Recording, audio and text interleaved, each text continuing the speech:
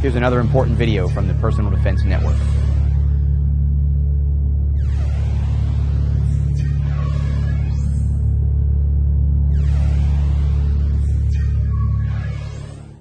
We've gone back a step into our dynamic critical incident situation where we found the opportunity to get into an arm bar, and we're going to use that to move, immobilize, distract, disable, or maybe we're just going to use this as a bridge to get to our next tool, our next technique, our next tactic. At this point, we might go into a strike with a knee or an elbow. We may use this to immobilize the person against the wall or against the ground. Something else is going to have to happen.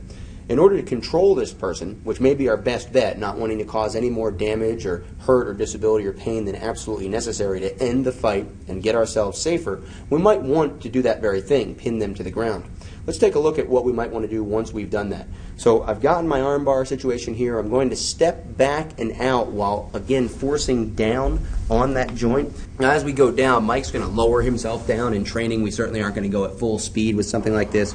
We've got the shoulder and the elbow both in a very delicate situation here. If I were to push in very hard at all, especially with any downward force as I'm going to put my legs in, this is where I would want to control somebody. Now you can see this angle is not very sharp because I don't want to cause any injury. So I'm going to move in very slowly in a simulated way to show you exactly what this is going to look like. So you can see how this angle is very sharp, and of course I could push in with my body. At this point I've got an arm bar and a shoulder lock without any pressure whatsoever, and you can see the movement of the hands indicating that there is some discomfort here. Now if I were to push too far in training, of course, what would we do? We'd get that tap, and I'd hear that sound, I don't even need to see it. Or maybe I would feel it here with a tap to let me know to stop pushing forward. But in this position, especially if I keep a hand up here to control, you can see how I can put a lot of pressure on the shoulder, a lot of pressure on the elbow. I can create a wrist lock, which we're going to talk about, or I could simply stay here, keep this person pinned down, keep my weight with my legs and my knees down on them, both on their head or their neck, and then over here on their back, on their spine. This will allow me to do a lot of things. If I needed to secure a weapon, if I needed to make sure that something was out of the way that he couldn't reach, maybe a weapon or a tool that I was carrying, if I wanted to check to see if he was carrying a weapon or anything down here. Of course, we're not here to capture someone who's trying to attack us, but what we may want to do is immobilize them long enough for law enforcement or a friend, security, for anyone to come into this situation and help us to control this person.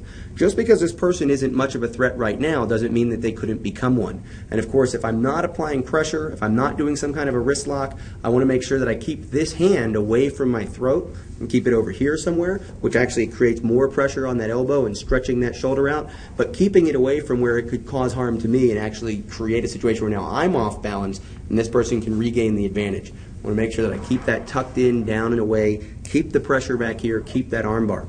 Even if I'm only using one hand, if I were a law enforcement officer using my radio, if I were someone out in the middle of a wilderness area or maybe in a park, somewhere where people couldn't see me or couldn't hear me screaming, I might need to make a cell phone call in this position. Okay? Again, law enforcement officer, security personnel might at this point get control of this hand. Now you can again see the body language, see the motion. You can't feel the reaction, but trust me, there was a reaction, even leaning forward just that much, where I could take this hand up here and now actually cuff this person, put this person in handcuffs if I was equipped and if that was the appropriate thing to do from an armed professional or security professional point of view. This arm bar is a very powerful tool to immobilize and control someone long enough for you to get help and you to remain safe while still maintaining contact. Let's take a look at another possibility. We're in the middle of this close quarters encounter, this dynamic critical incident, and let's say that the situation ends up just like we've been talking about. The idea is here that situations develop. We have to look at what's likely to happen, what's possible, and then try to recognize as efficiently and as quickly and appropriately as we can what to do. And in this situation, we're going to find that our bad guy has attacked us, and he's recognized that he has the opportunity to get us into a headlock. Again, it's important to stress, we're not talking about someone saying, I'm going to get that guy in a headlock. We're talking about the serendipity, the situation, the pieces coming together that allow a headlock to occur. So we're in the middle of this fight. Something's going on. I've been shoved. I've been punched. And then as Mike comes in, he ends up in a headlock situation. So I'm going to have him loosen up just so I can talk and still have you get the point that that punch and my ducking and crouching combined in a very slow motion kind of way, that I came in, did this, and then a headlock situation developed. So the bad guy might recognize the opportunity to get a headlock. By keeping that pressure up on my jaw or even up on my cheekbone from this arm pushing in, it's much less likely that he'll cause permanent damage or immediate incapacitation through the cutting off of the airway, blood flow, or some other damage to my neck. So turning and tucking would give me the initial survival moment of being in a headlock and needing as much time as I can to try to counter it and get away from it.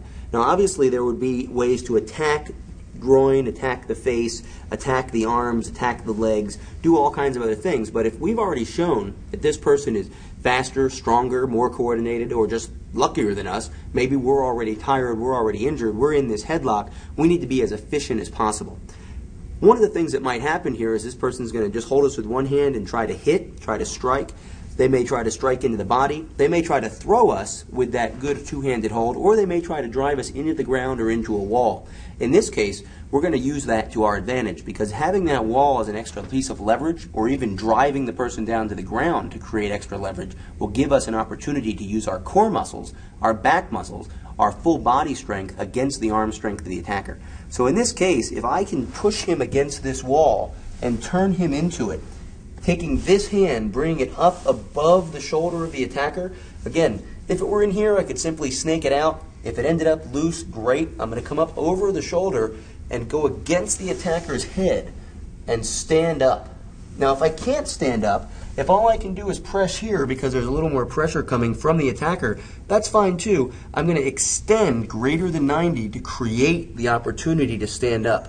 Now notice here, very important, my leg is also pushing against the attacker's leg to bring him against the wall. This brings our hips together and allows me to arch my back and create a lot of pressure and strain on this arm.